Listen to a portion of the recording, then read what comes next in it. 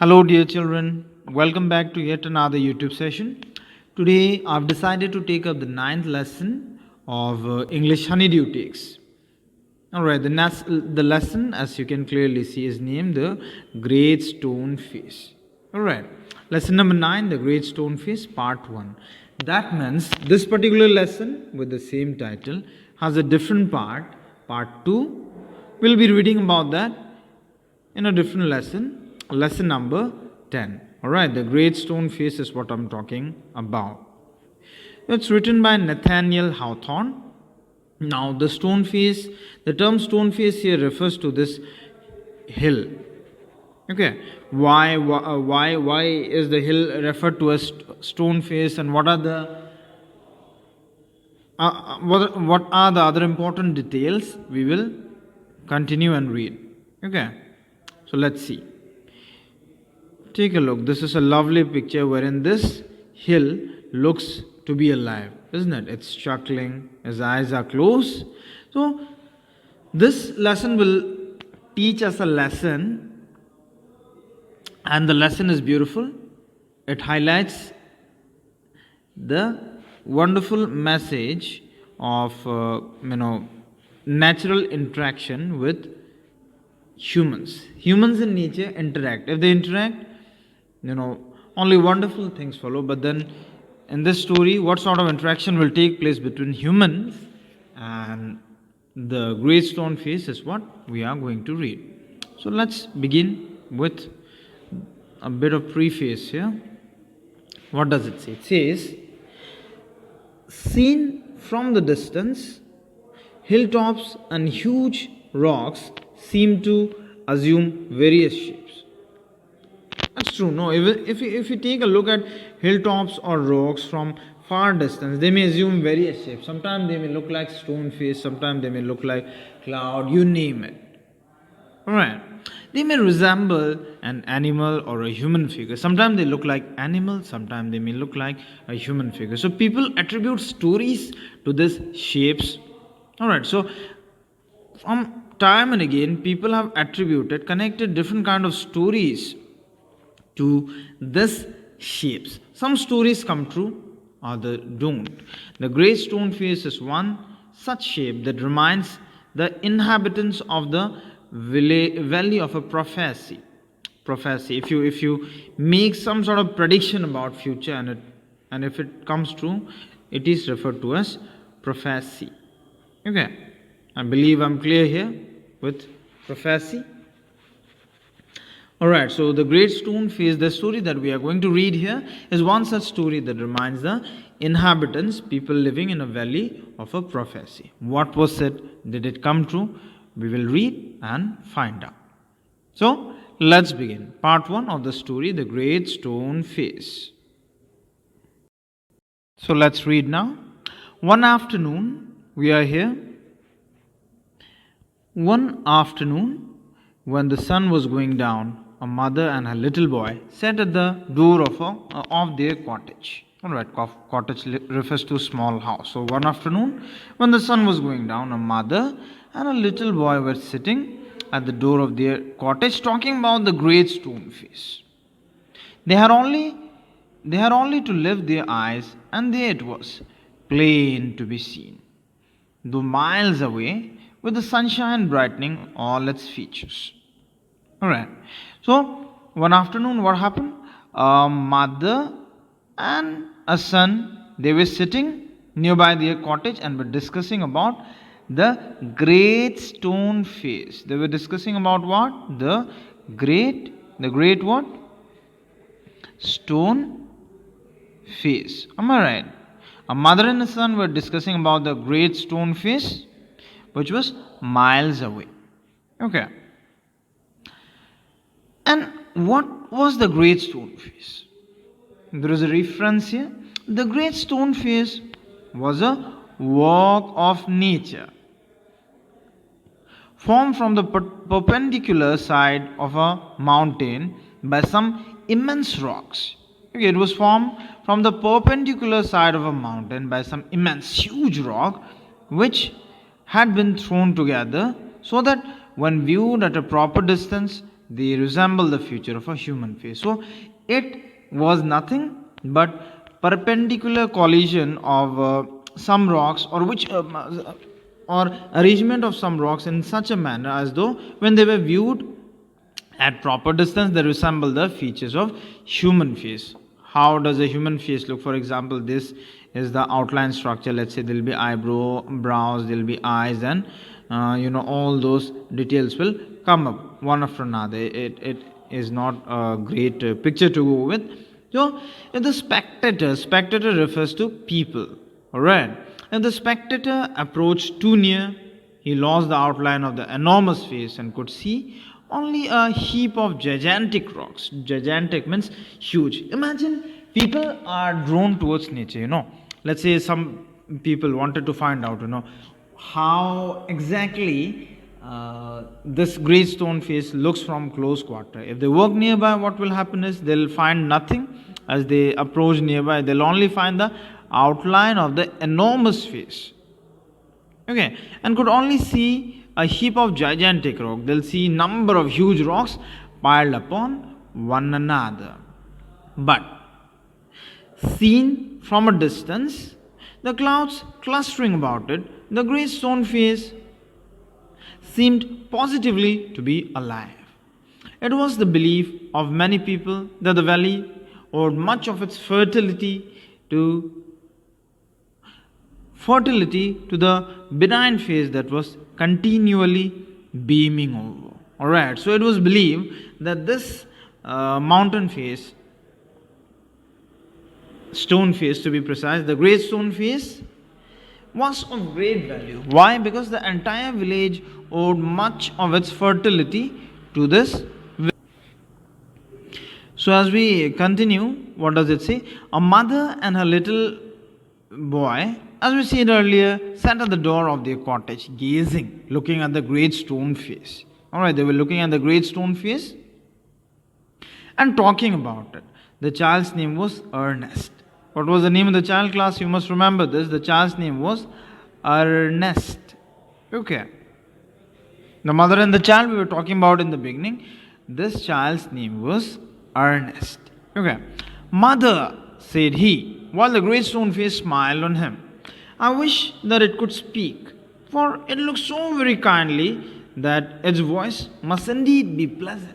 So the child, children are attracted towards this thing. He takes a closer look at the mountain and says, Mother, I believe, this mountain should speak because it looks so pleasant. Why does it not speak? I want to hear its voice. If I ever see a man with such a face, I should love him very much. So he says, if I ever come across such a wonderful man with a lovely face, I'll love him. So we were talking about the mother son gazing at the mount, here it is. Okay, see, it looks like smiling, no?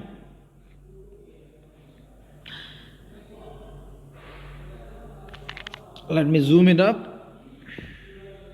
So class will learn a new word here, prophecy. What is the meaning of prophecy? Prophecy refers to, you see here, statement. Statement that tells what will happen in the future. Okay. It says, if an old prophecy should come to pass, answered his mother, we may see a man sometime with exactly such a face as that. So she says, prophecy means, let's say, if what was predicted sometime in the past comes true or happens or realizes in future, Ernest's mother tells him that they'll be able to see a man with similar facial features in future. Okay. So the boy is curious. He asks, what prophecy do you mean, dear mother? Inquired Ernest.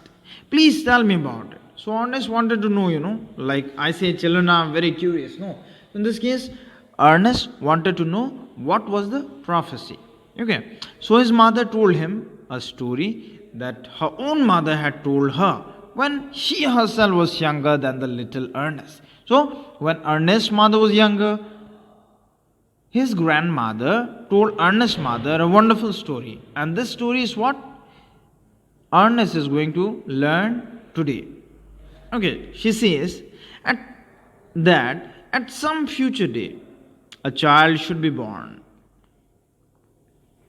near here who was destined to become the greatest and noblest person of his time, and whose face in manhood should bear an exact resemblance to the great stone face. So his mother tells him a wonderful story. Says there'll be a man who will be noble and kind, and he'll grow up to be such a wonderful man that his facial feature will resemble the great stone face. Alright. Many still had faith in this old prophecy. Many people believed that, this might come true, but others took it to be nothing but idle talk. Other thought that this is nothing but ideal or useless talk. At all events, the great man of prophecy, one who used to predict future, had not yet appeared. There was no such sign of the man appearing until now. Alright. Oh, mother, cried Ernest, clapping his hand over beside, I do hope that I shall live to see him. So Ernest was really excited. Okay, he claps his hand in excitement and says, Mother, I wish I will live to see such a man. It will be an honor. This is said by Ernest. So his mother was an affectionate, a loving, his mother was an affectionate and thoughtful woman. It was proper, she thought, not to discourage the fanciful hopes of her little boy. So she said to him, perhaps you may. And his hopes are larger than, these are unrealistic hopes. If we talk facts. But then, it is wrong to discourage a child, isn't it? So that he does not get discouraged, his mother said, yes, I believe you live to see such a man. Okay. And Ernest never forget the story that his mother told him. It was always in his mind whenever he looked upon the great stone face. Whenever he would see the great stone face, he'll remember. My mother told this story. So he spent his childhood in the log cottage. Log here refers to wooden cottage where he was born. He was dutiful to his mother. He was helpful to her in many things, helping her much with his little hand. So he himself was a wonderful little young man. Okay, he helped his mother in a number of chores and more with his loving heart. He had a loving heart, a wonderful heart. So in this manner, from a happy yet often pensive child, he grew up to be a mild and quiet youth. Okay, so he had a thoughtful child, a joyful child, but then as he grew up, he became mild and quiet. Okay, not that wild or not that noisy. Okay, so he was the quiet type, one who believes in doing things rather than speaking. So Ernest had no teacher, but the great stone face became one to him. His great stone face was his teacher. When the work of the day was over, he would look at it for hours. He would gaze at it for hours until he began to imagine that those vast features recognize him. He wanted to, imagine that the vast feature of the mount, the great stone face, to be precise, they were recognizing him. And they were giving him smile of kindness and encouragement, as if the great stone face was giving him a thumbs up and telling him that, Ernest, whatever you're doing is a wonderful task. Go ahead in life and conquer it. Okay. So about this time, there went a rumor. Rumor is something which spreads like a wildfire, but it's not true. Okay. So about this time, there went a rumor throughout the valley that the great man who was to bear a resemblance to the great stone face had appeared at last. Okay, the great stone face had appeared at. So it was a rumor that the great stone face had appeared at last, and everyone went gaga, everyone was happy. Okay. It seems that many years before, a young man had left the valley and settled at a distant seaport. Right. So we are as we are reading this story, introduction is being made to a young man who had apparently left the valley and settled at a distant seaport. His name was the name of the seaport. His name was Gather Gold. Okay, had set up as a shopkeeper and being sharp in his business matters, had become so very rich that it would have taken him 100 years only to count his wealth. So, introduction is being made. This is part of rumor, I believe. We are talking about a man by the name Gather Gold who had set himself up as a shopkeeper and became wealthy rich. Alright, really wealthy. Wealthy and rich are same words. So in time, he thought of his native valley and finally decided to go back there and end his days where he had been born. Alright. So Ernest had been deeply moved, stirred by the idea that the great man, the noble man, the man of prophecy, after so many ages of delay, was at length, finally, to be seen in his native valley. So Ernest was the happiest person. While the boy was still gazing up the valley one day and imagining that the great stone face returned his gaze, the noise of wheels was heard. He could hear the noise of wheels. And a crowd of people cried, "Here comes the great Mr. Gathergold." Everyone was in praise. They cried his praise by saying, "Here comes the great Mr. Gathergold." Alright. And what greatly puzzled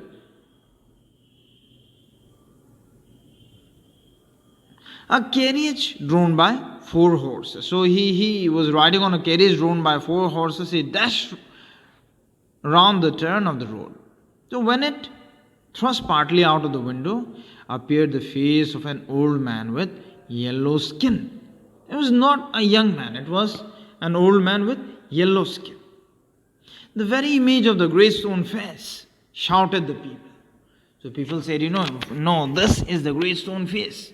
The very image of the great stone face has appeared. Sure enough, the old prophecy is true. Here we have the great man at last. Every villager was welcoming this great stone face, thinking he is the man. Alright. And what greatly confused or puzzled Ernest was the fact that they seemed to actually believe that here was the likeness which they spoke of. According to Ernest, this man was not at all similar to the great stone face in any fashion. He turned away sadly from the wrinkled shrewdness of that unpleasant face. So this man had wrinkle in his face and he was not enjoying watching this man, because according to him, this man did not match the description of the great stone face, and people were confused or they were just out of their mind and falsely recognizing this. So he gazed up the valley where the great stone face seemed to say, "He will come. Fear not. Ernest, the man will come." When he had a look at the great stone face, it appeared to him as though the great stone face was making a conversation with him, telling that, he need not wonder. The great stone face is on his way and he'll meet him any time. Alright. So let's read the second part as well and try to understand what do we have there. Okay? So be ready, class. Part 2. The great stone face. So the years went on. The years went by and Ernest grew to be a young man. Now Ernest was a young man. What was Ernest now? He was a young. Okay. Now Ernest was a young man. He attracted little notice from the inhabitant people living. Alright. Inhabitant of the valley. They saw nothing remarkable in his way of life, except that when the labor of the day was over, he still loved to gaze upon the great stone face. So there was nothing remarkable, nothing wonderful about Ernest, according to the villager, because he was just an ordinary person who used to complete his work. But then one thing was slightly different.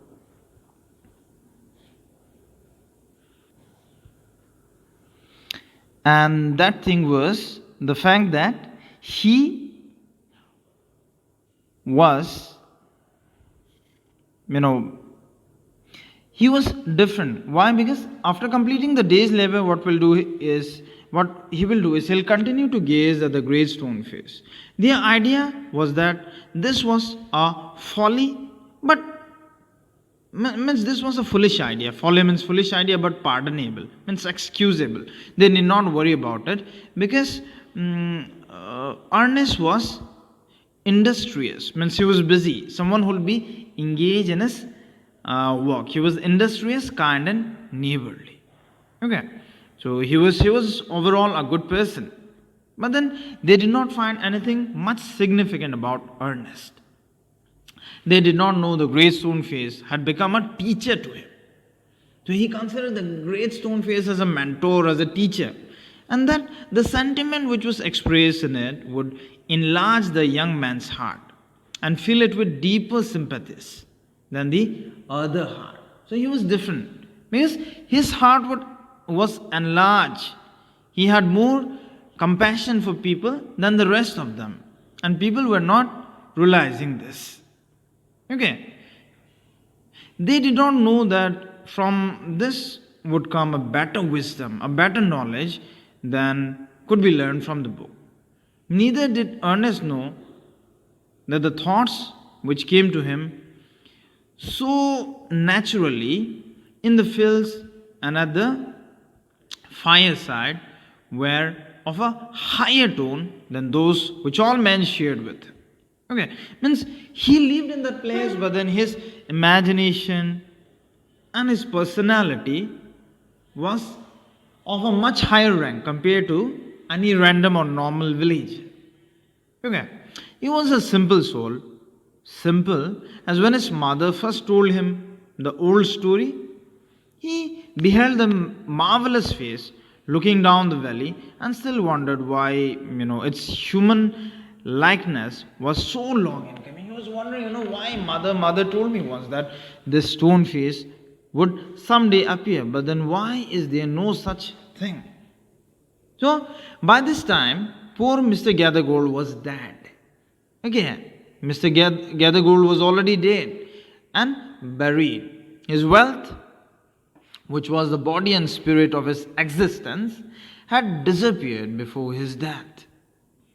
Since the melting away of his gold, it had been generally agreed that there was no great likeness after all. Means once his wealth went away, people were no longer talking about Mr. Gathergold's likeliness to the grey stone face. Means people were praising him because of his worth, not because of his inner personality or all those characteristic attributes. Okay.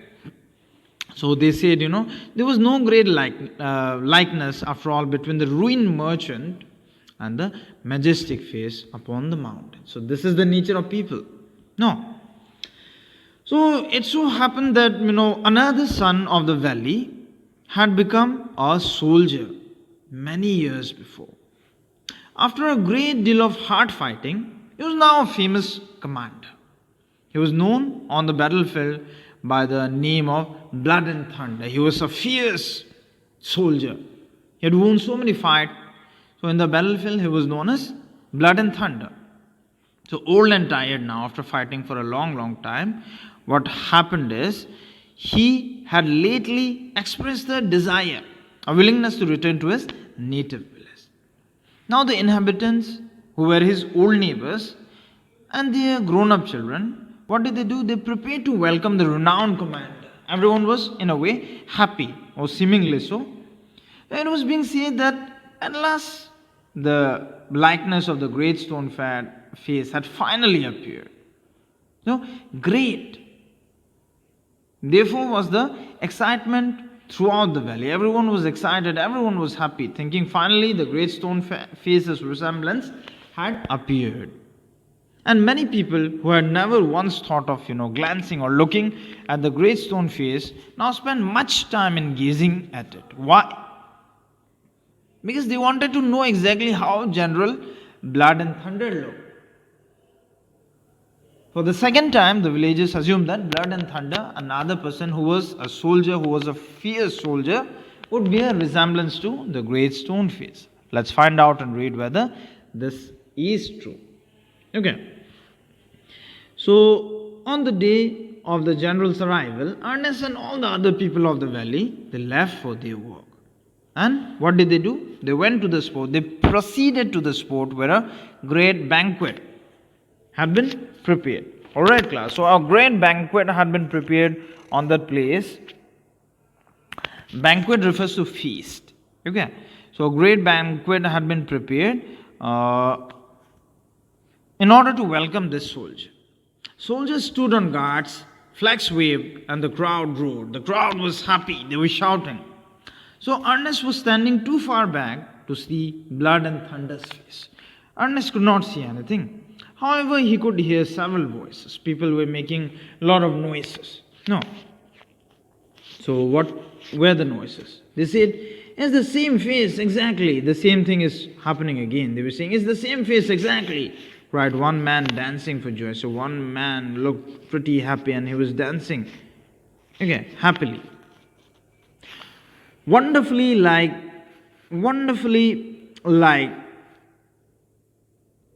it's wonderfully like it. That's a fact, replied another. So another person said, yeah, it's true, whatever you're saying. And why not? Cried a third man. He's the greatest man of this or any other age beyond a doubt. So everybody were doing the same thing, comparing this man to the great stone face.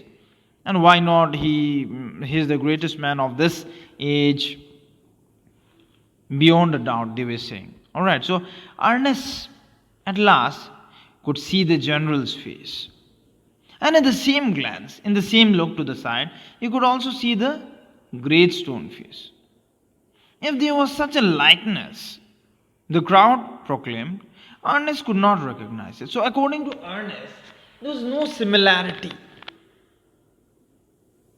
Alright, Ernest did not enjoy while he was seeing this man's face, because according to him, the commander's face also bear no resemblance to the great stone face. Fear not, Ernest, said his heart, as if the great stone face was whispering to him. Okay, fear not, Ernest, he will come. So Ernest's expectation had fallen for the second time. No. So he said, fear not, the great stone face will appear again. Alright. So proclaim means to announce or to tell.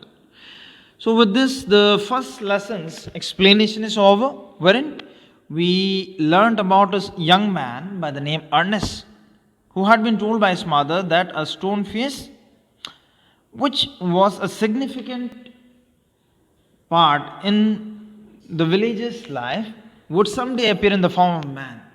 But to Ernest's expectation, there was no such appearance as of now. Alright. So there is a comprehension check. Let's take a look. What are the kind of questions we have? The comprehension check, writing true or false against each of the following statement. The great stone face stood near where Ernest and his mother lived. Is it true? Think about it. One would clearly distinguish the features of the stone face only from a distance. Yes, if you get near it was not visible, isn't it? So class, try and do them on your own. It's not that difficult. And then what else do we have? We have working with the text. Based on reading and understanding of the lesson, there are some question answers. We need to answer them. What was the great stone face? What did young Ernest wish when he gazed at it? What was the story attributed to the stone face?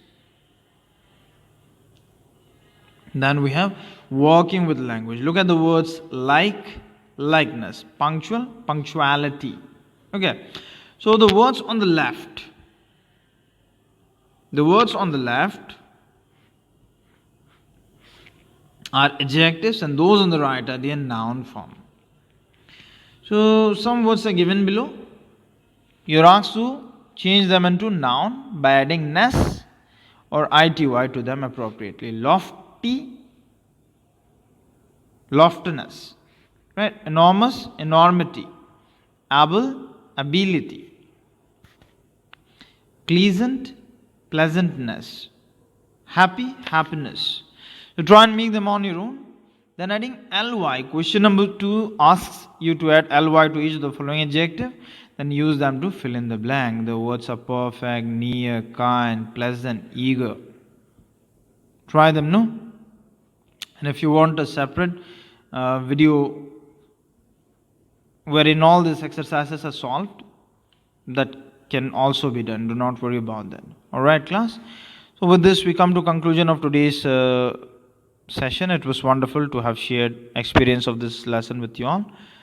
Have a great time. Bye bye. See you all. If you like our work, subscribe to this channel. Thank you.